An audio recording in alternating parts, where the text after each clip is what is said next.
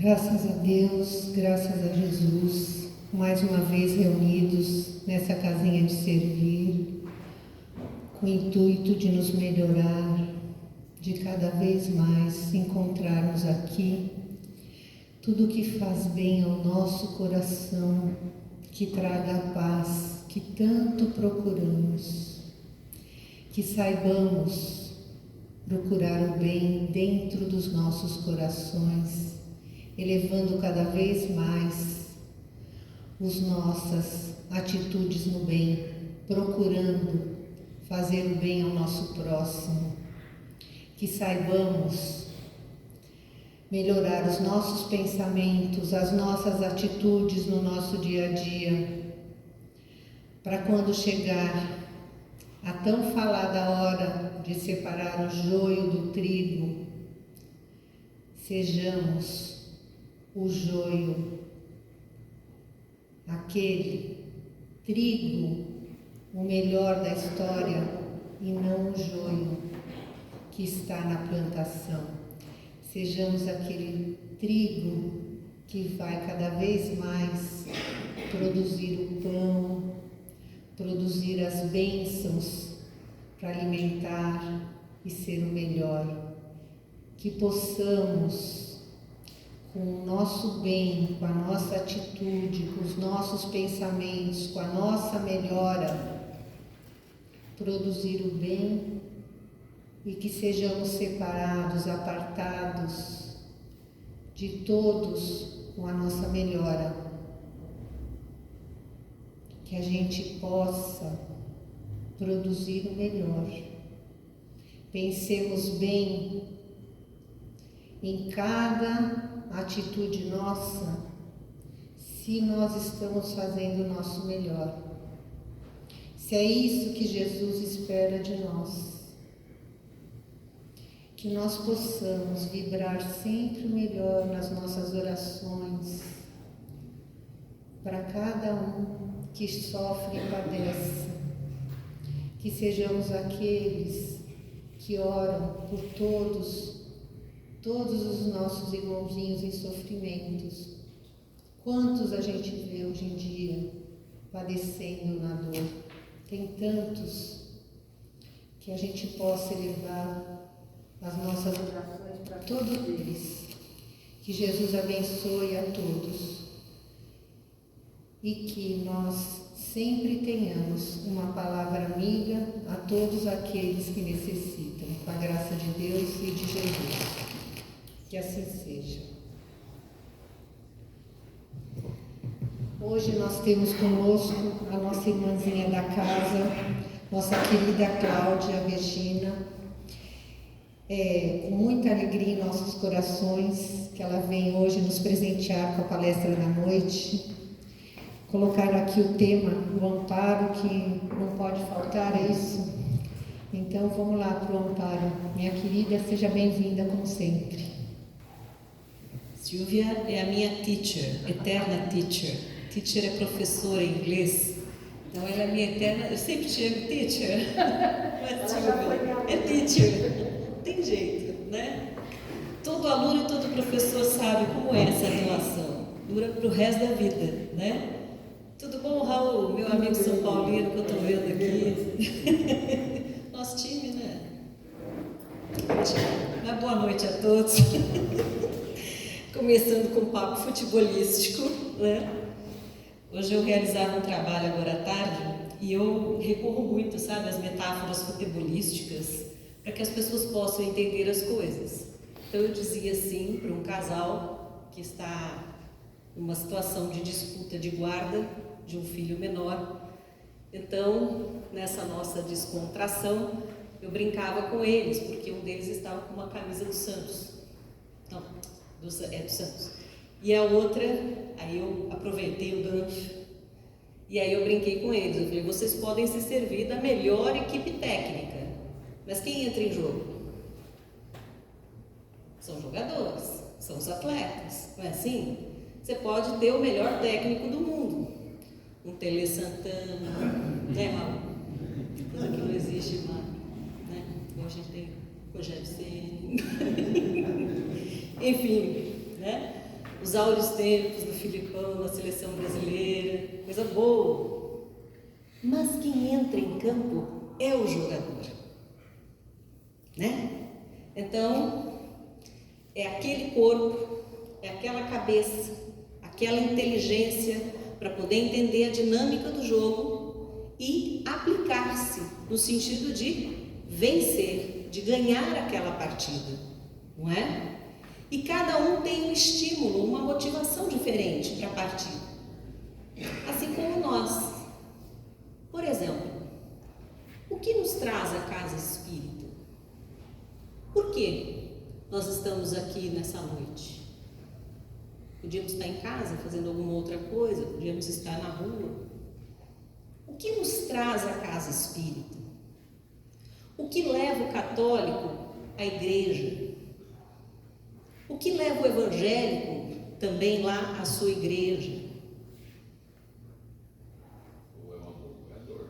Oi? Ou é o amor ou é a dor. Ou é o amor ou é a dor, né? Ou é uma coisa ou é outra. A gente ouve super isso aqui, né, na casa espírita. Aprendi na quarta-feira com a Silvia.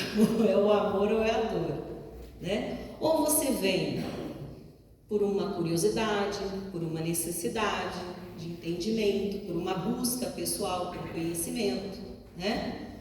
Ou vem no momento mais difícil da vida, no momento de padecimento, no momento como a Silvia falou, muitas pessoas hoje estão sofrendo.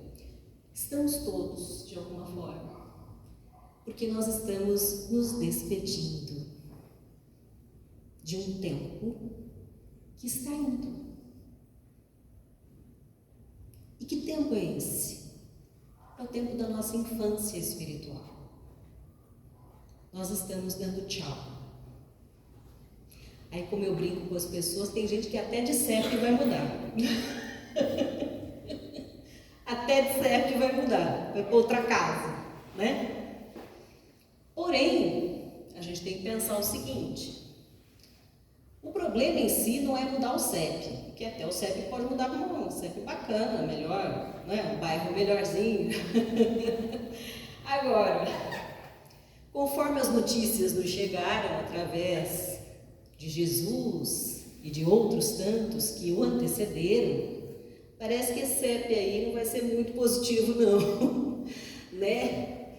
Então, Jesus nos disse: os justos herdarão a terra. Os justos, não os injustos. Os bons herdarão a terra, não os maus. Então significa que quem vai ficar, pelo menos vai estar em boa companhia. Vai estar entre justos, bons, ai que bacana. Isso é legal. Agora, mais do que nunca, é importante saber a quantas anda a nossa consciência a respeito deste processo. Como é que nós estamos diante desse momento de despedidas? Como nós estamos? E aí muitas vezes as pessoas hesitam e ficam um pouco ansiosas e falam assim: quer dizer que então eu vou ter que virar santo? Não. E vamos lembrar uma coisa: o santo, antes de ser santo, ele já errou demais. Demais, não é assim? A santidade dele só é reconhecida na medida que você sabe que muitos desses que são considerados santos ou pessoas santas, antes erraram muito. Uns mais, outros menos. O que eu quero dizer com isso? Nós somos todos iguais. Desde a nossa origem, fomos criados simples e ignorantes, e à medida em que nós fomos evoluindo, fomos tendo experiências, nós fomos aprendendo, ou não, batendo na trave de vez em quando, ou de vez em muito, né? Para voltarmos ao futebol. Só que agora, o esforço que se pede para nós, ou pelo menos nós somos convidados a acertarmos o gol. Agora tem que acertar o gol. Já nos foram dadas todas as instruções, né? Aqui. chegar aqui no Evangelho segundo o Espiritismo, quantos milênios de preparo nos foram dados? Aqui chegou o professor Mor, né? Aqui eu digo no Evangelho, foi Jesus. E aí o Espiritismo vem para nos alertar. As provas estão chegando, as provas finais. Por quê? Porque os tempos são chegados. Eles diziam isso já lá no século XIX, século de grandes mudanças no mundo, grandes mudanças. E nós já havíamos sido avisados. Serão tempos difíceis, turbulentos. Porque tem um pessoal que tem certeza que o CEP vai mudar. E eles não querem de jeito nenhum mudar o CEP. Então é como um filho que não quer crescer, quer ficar com 5 anos de idade. Outro dia eu vi uma notícia bizarra, não sei se vocês viram isso, eu achei bizarro. Um homem, acho que com mais de 60 anos, 57 ou 67, não me lembro, uma coisa assim. Ele agora colocou na cabeça que ele é uma menina de 6 anos de idade. Ele se veste como uma menina de 6 anos de idade e ele encontrou pessoas que o adotaram como uma menina de 6 anos de idade. Eu pergunto a vocês, é razoável isso? Razoável? O que significa isso? Quando a gente olha para ele, quando a gente conhece um pouquinho de tudo aquilo que ele nos ensinou, quando a gente olha para uma situação dessa, é razoável? Parece razoável? Um homem feito que foi casado, 3 filhos, numa idade em que o coloca numa condição que provavelmente ele já teve muitas experiências na vida. É claro que dentro da realidade ele não é uma criança de 6 anos de idade. Não é. Então, são situações que estão surgindo e que nós estamos olhando assim, pasmos, completamente descoladas da realidade. Você fala, por que isso? Porque é o momento em que tudo está vindo à tona, inclusive as consequências dos nossos erros, desta e de outras encarnações.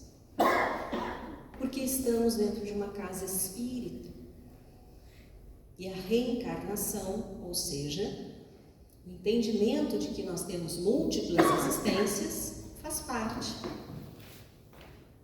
da nossa crença. Então, por que nós estamos aqui na casa espírita? Será que nós sabemos o que nós estamos fazendo aqui? Será que nós sabemos o que é o Espiritismo? Título do livrinho do Allan Kardec, que eu recomendo a todos que leiam. É um livrinho pequenininho, fininho, muito bom. O que é o Espiritismo? Se nós nem sabemos o que é o Espiritismo, nós não conseguimos colocá-lo dentro da ordem, digamos assim, dos conceitos que invadem a nossa vida. Como é que nós vamos dar vida aos ensinamentos que ele nos esclarece? Porque o Espiritismo, ele não cria nada de novo. Ele apenas elucida, aclara, explica. Não é assim? É apenas isso. Os ensinamentos são anteriores. Ele vem para fortalecer o que muito provavelmente nos traz à casa espírita, o que muito provavelmente leva o católico à sua igreja, o evangélico à sua e assim por diante. Nós estamos em busca muito provavelmente, de uma orientação para a nossa fé, de darmos uma direção para a nossa fé. Quantas vezes as pessoas buscam uma determinada linha filosófica, uma religião, mas não encontram ali essa orientação, não lhes fala o coração, então elas buscam outra. E não há problema algum quanto a isso, né? Não há. O interessante é que a pessoa que se sinta de alguma forma impulsionada por querer conhecer, vá, busque esse conhecimento, onde ele estiver. E vamos combinar, o conhecimento nunca foi tão acessível quanto nos dias de hoje. Esse é o benefício de nós estarmos aqui agora, né? Porque veja bem, assim como existem as aflições, existem as consolações. O próprio Espiritismo é uma doutrina consoladora. Então vem para nos ajudar, nos fortalecer, para que a gente possa encontrar essa orientação na nossa fé. Mas onde está calcada ou pautada a nossa fé? Que juntar as duas palavras numa só, já estava inventando uma. Onde está pautada, calcada a nossa fé? Será que nós conhecemos aquilo que nós dizemos professar? Kardec fala no Livro dos Espíritos, primeiro, que o Espiritismo ele não vem para substituir nenhuma religião.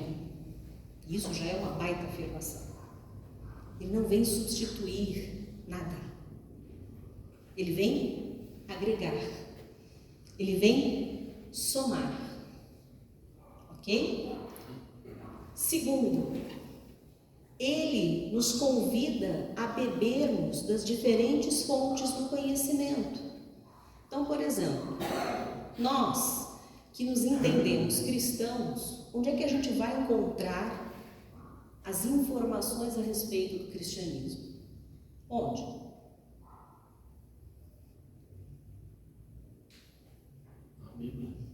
Na Bíblia, né? A Bíblia reúne o Antigo Testamento e o Novo Testamento, antes e depois de Jesus. A gente pode aprender alguma coisa de útil lendo a Bíblia? Eu lembro que há um tempo atrás eu estava ouvindo uma conversa e uma pessoa perguntando para outra assim: que livro você indica para mim? Para eu começar a ler, porque eu quero entender esse negócio de religião. Aí a outra pessoa não sabia o que dizer. Eu falei: ai, Jesus, isso porque ela era católica. Eu falei: não sabe?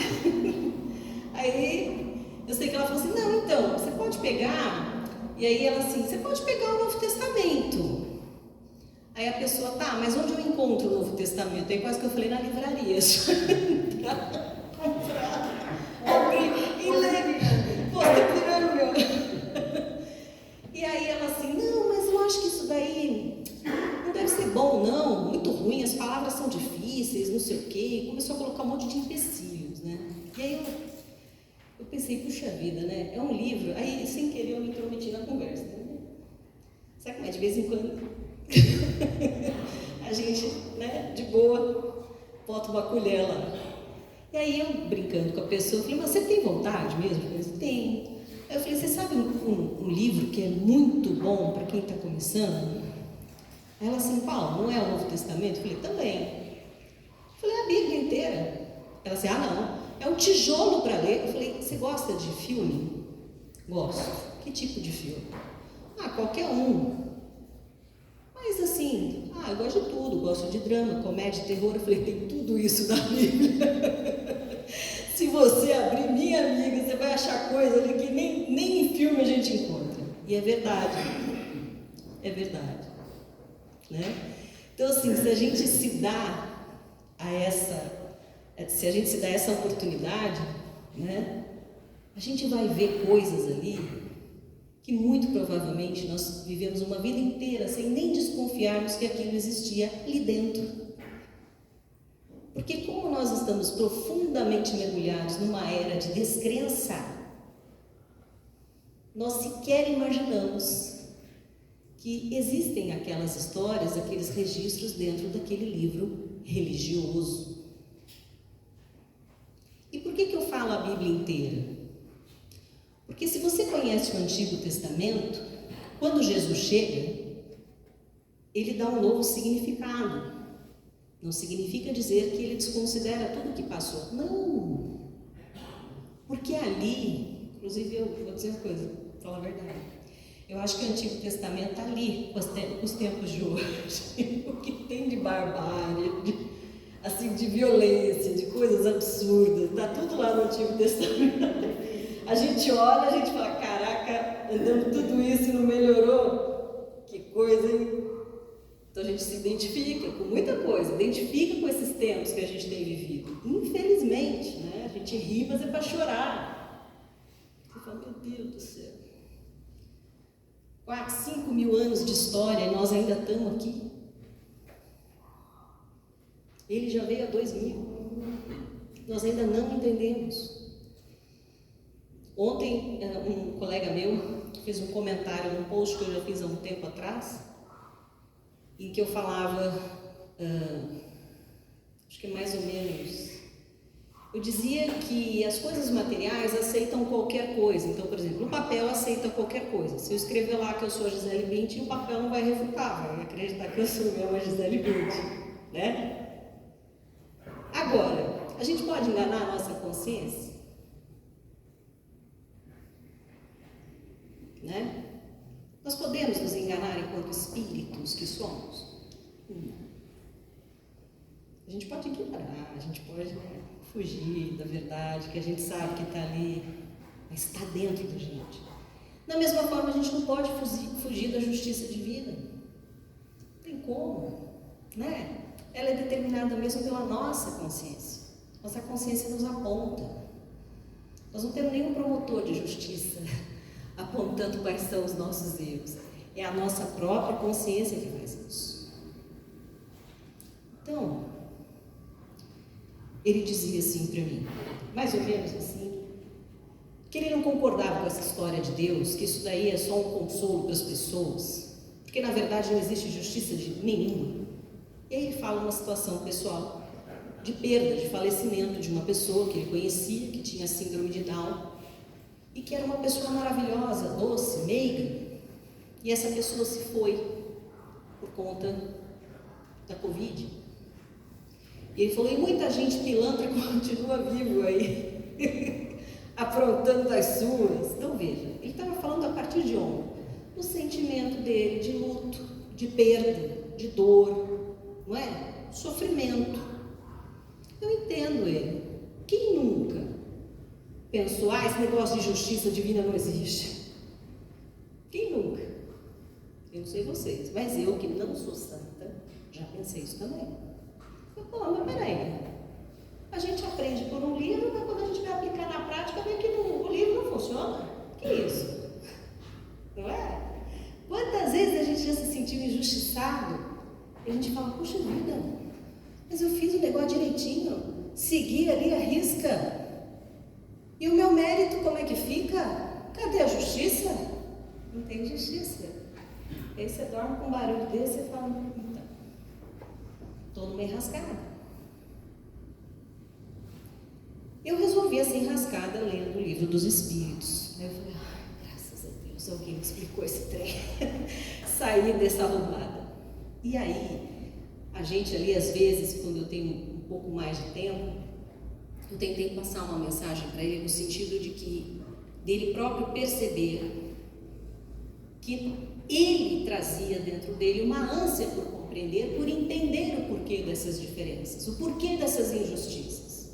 E aí a minha pergunta, alguma vez você já foi atrás do conhecimento?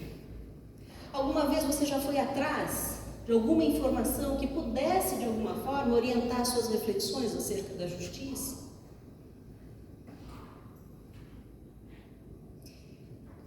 Pelas suas palavras, eu percebo que talvez ele nunca tenha feito esse esforço.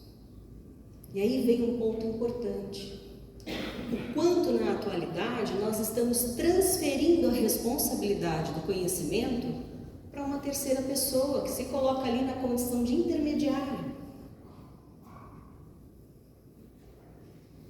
O que são, por exemplo, esses sites, né, de checagem de notícia? É um intermediário. Porque acreditam que nós não temos a capacidade de ir atrás dos fatos, de fazer análise, de chegarmos às nossas conclusões. Será que nós não temos? Ou será que nós estamos abrindo mão disso? Porque é mais cômodo, né? Não combina. É mais fácil, não é? Ter uma figura de autoridade entre aspas, que nos diga o que fazer, aonde ir. É mais fácil, né? Do que arregaçar as mangas e ir em busca da informação. Então vejam como é importante a gente conseguir entender isso, a relação que existe entre a nossa fé, aquilo que nós dizemos acreditar e a vida que nós escolhemos viver. Se nós não orientamos a nossa fé numa base mínima de conhecimento, como é que a gente vai se orientar na vida? Existem dois lados desta moeda. Nós temos tanto a existência material quanto a existência espiritual. É sabido que tudo aquilo, ou tudo aquilo não, mas muito daquilo que nos favorece do ponto de vista material, pode e invariavelmente nos desfavorece do ponto de vista espiritual. Qual é a complicação? Por exemplo, a pessoa que queira ter muito conforto na vida. Há algum mal em buscar o conforto? Sim ou não? Não. Alguém aqui gosta de passar aperto, gosta de sofrer? Só quem é masoquista, aí já é um problema psiquiátrico. Mas vamos falar assim, dentro de um padrão de normalidade, todo mundo gosta de um banho quente, não é não? Uma noite de frio, comer um caldinho quente, olha que delícia, né? Todo mundo gosta de conforto, todo mundo gosta de carinho, não é? Claro, tudo humano, tudo feito de carne e osso. Eu sou mais de carne, mas tudo bem, é só nessa encarnação. Então vamos lá, não há problema algum em nós buscarmos o conforto. Porém, quando a gente torna o conforto o objetivo da nossa vida, aí complica. Por quê? Porque aí a gente passa a ter uma intensidade em algo que não irá nos favorecer do ponto de vista espiritual. Eu posso me tornar uma pessoa mais do que ambiciosa, gananciosa. Eu posso me tornar uma pessoa mais do que gananciosa, uma pessoa cobiçosa. Eu não vou querer mais um relógio. Eu não vou querer mais um relógio igual ao da Silvia. Eu vou querer o relógio da Silvia. Entende? Então isso começa a escalar. Quanto mais nós escalamos para cima, mais nós nos distanciamos daquilo que nos faz bem do ponto de vista espiritual. Então, por isso que é importante nós entendermos e internalizarmos o que é um ponto razoável de satisfação do ponto de vista material. É um ponto que não nos prejudica do ponto de vista espiritual. Esse é o ponto médio. Então, quando a gente vem à casa espírita, a gente vem aqui para ouvir palavras que nos remetam a esse estudo, ao estudo destes livros todos. Por exemplo, no caso do Espiritismo, da codificação kardeciana, como a gente chama. O Livro dos Espíritos, o Evangelho segundo o Espiritismo, os dois livros mais importantes, né, do Espiritismo. O Livro dos Médiuns também é importante a gente conhecer. inclusive para aplicação prática na vida. Eu sempre falo isso. O capítulo, que eu nunca sei se é 23 ou 24, do livro dos médiuns, que fala sobre a identidade dos espíritos. Eu aplico aquilo na vida. 23, a tua professora, sensacional. Capítulo 23, que o outro é da obsessão, né? Eu sei que é um em seguida do outro. E a gente aplica isso para a vida. Não é só dentro da casa espírita, em meio à sessão mediúnica, mas é para a gente poder ter os nossos filtros em relação àquilo que vem de fora. Não basta nós lermos os livros, é preciso estudá-los. Por isso que eu disse, quem quer adquirir uma cultura cristã, vai lá ler a Bíblia. Começa, capítulo 1, a Gênesis. Vai lá. Então, é difícil você ter a vontade de, né? Isso que é o mais difícil, a preguiça que é difícil. Preguiça é difícil. Por exemplo, eu fiz isso na pandemia. Fazia muitos anos que eu não lia. Muitos anos. Sei lá, mais de 20 anos que eu não lia. Eu li desde o início. Já que estamos aqui, né? Não podemos sair. Comecei a ler. É sensacional. Sensacional. Tem coisa ali que é do babá. Mas é super interessante. Por quê? Porque é a história da nossa humanidade. Ali nós nos reconhecemos e entendemos de onde nós viemos. E aí fica mais fácil a gente entender para onde ele está apontando para a gente ir. Fica mais fácil. Como eu costumo dizer para as pessoas com quem eu trabalho, que vivem essas situações difíceis de conflito familiar, eu falo assim, então vamos voltar um pouquinho atrás para a gente entender como é que vocês chegaram nesse ponto. Né? Eu não tenho bola de cristal. Então eu tenho que olhar para trás, para entender o presente, para poder direcionar o futuro. Não dá para fazer diferente. Até tento. Mas não é por aí, não dá certo. Fica uma confusão. Olha aí o mundo. Né? Não. A gente tem que olhar lá atrás e ver. E o que nos diz lá atrás? Paulo de Tarso diz aos Hebreus, o que é a fé? A fé é o fundamento, a substância das coisas que nós esperamos. Então está lá no amanhã, está lá no futuro. Mas ao mesmo tempo, a fé é a prova daquilo que não se vê. O que significa isso? É a certeza absoluta de uma verdade. Então, para nós que nos encaixamos dentro do grupo que se denomina espiritualista, acreditamos em Deus, na existência de uma alma e na imortalidade desta alma, nós nos encaixamos dentro dos espíritas, tá? Estas palavrinhas encobrem inúmeros significados.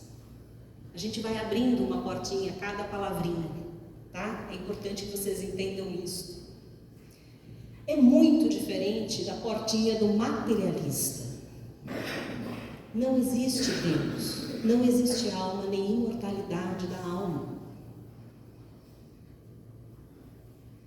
Parte-se de outro ponto. Somos um acidente cósmico. É só um acaso. Então vão abrindo outras tantas portas para esse raciocínio, tá? Aqui existe verdade, existe moral, existe ética. Existe o amor. Não esse amor barato que anda por aí. Não, é o amor.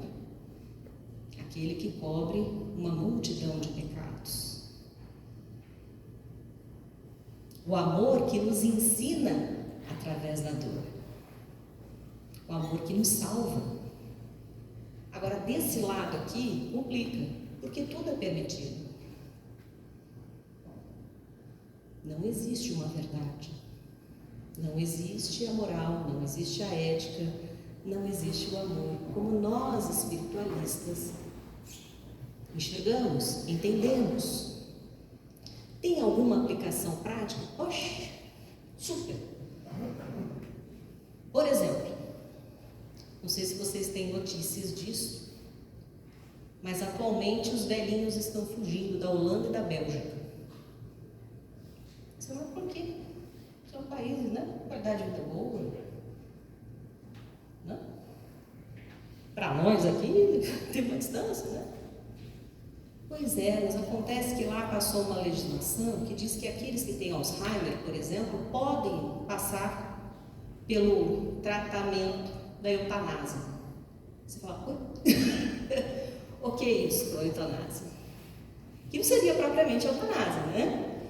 Na verdade, é uma, como é que fala?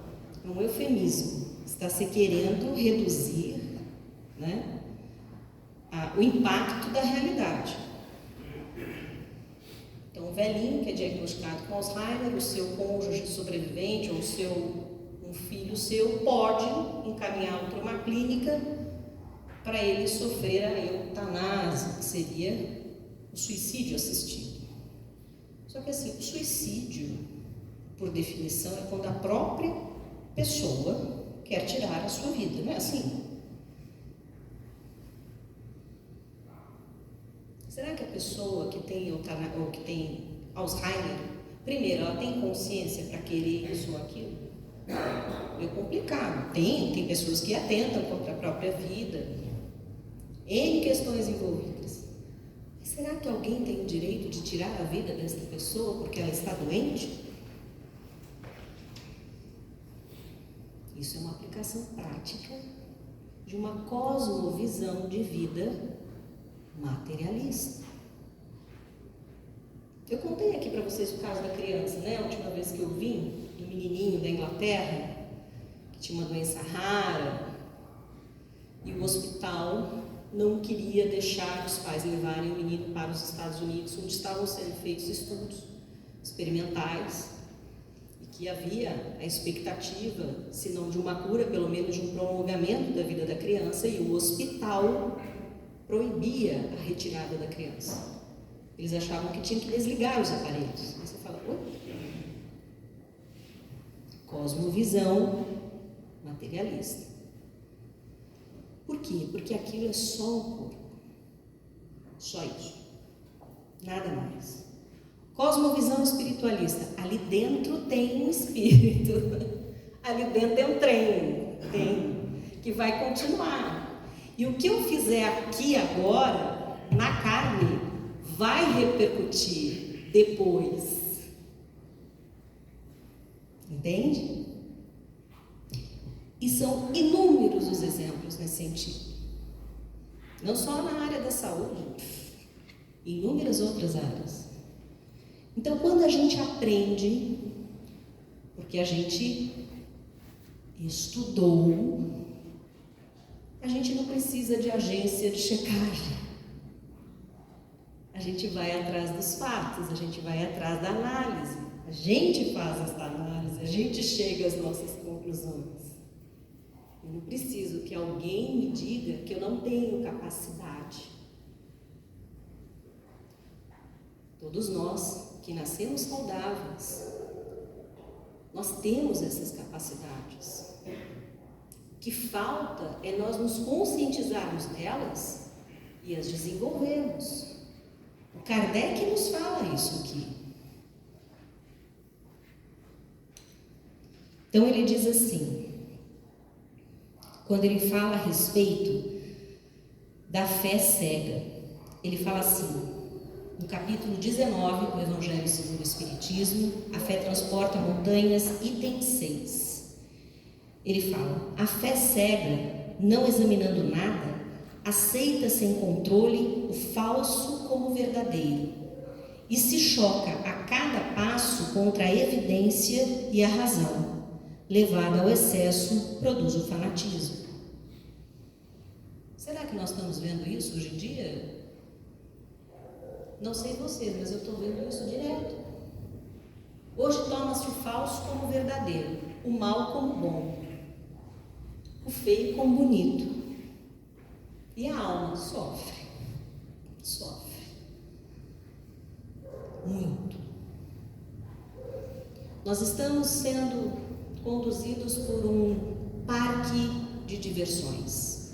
É o diversionismo. Diversionismo é uma técnica de distração, para que nós não enxerguemos a realidade tal qual ela é. Por exemplo, desenvolveram um trocinho que hoje em dia quase todo mundo tem. E tem um pessoal que fica o tempo todo assim, ó. Você fala com a pessoa e a pessoa, aham.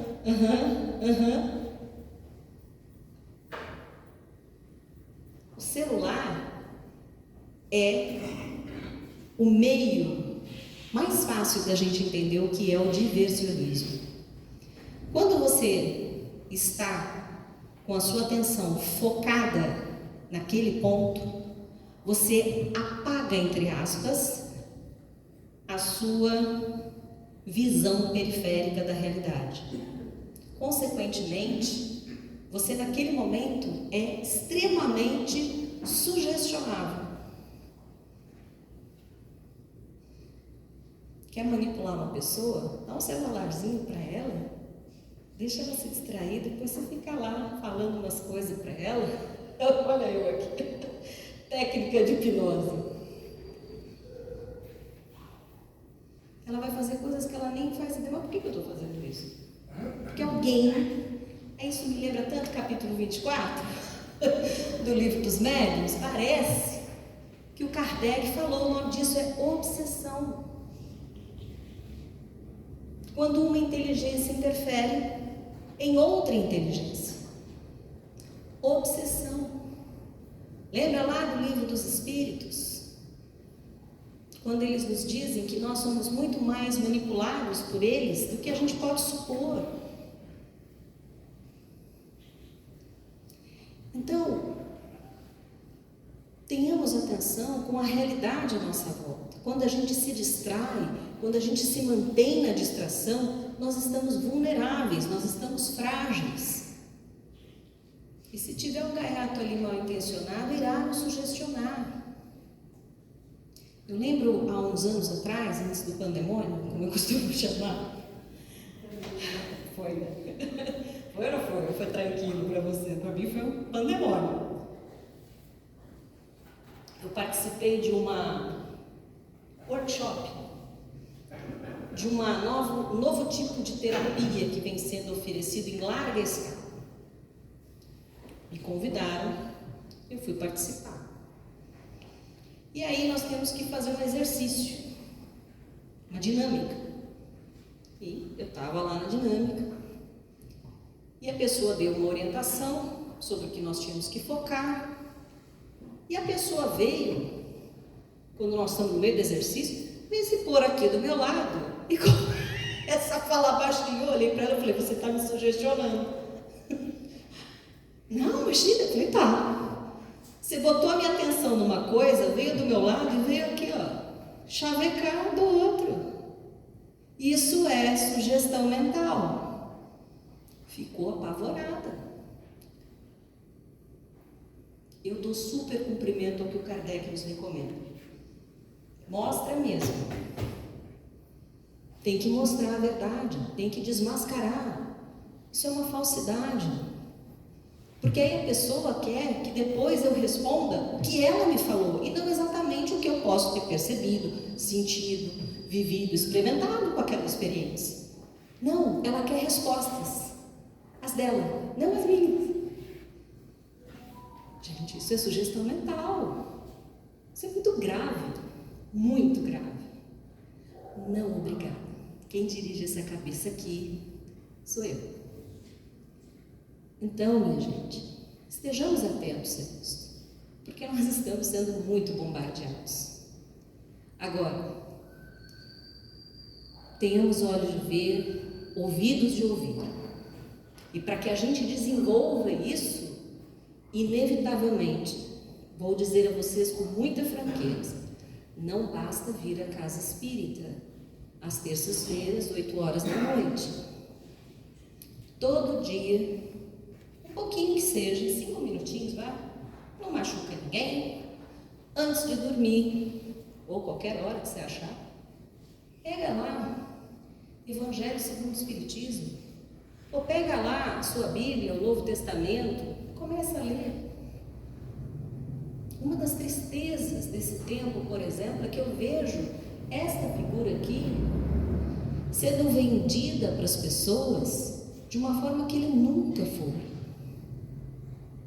Ele nunca compactuou com o mal, nunca compactuou com o erro, com a mentira, com o crime. E o que ele dizia? Quando ele curava alguém: vá e não peques mais. Ele não dizia assim: ô meu filho, vai lá, faz de novo que eu estou aqui pronto para sempre te perdoar. Isso fica subentendido, Deus nos perdoa, ok? Mas tu vai ter que ralar para merecer esse perdão, meu filho. Não é assim tão simples e tão fácil. Se fosse, muita gente não ia mudar de seta. E vai mudar. Desculpa dizer, mas vai mudar.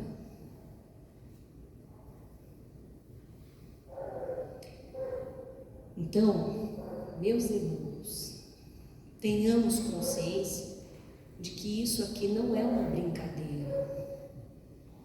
Nós não estamos num jardim da infância.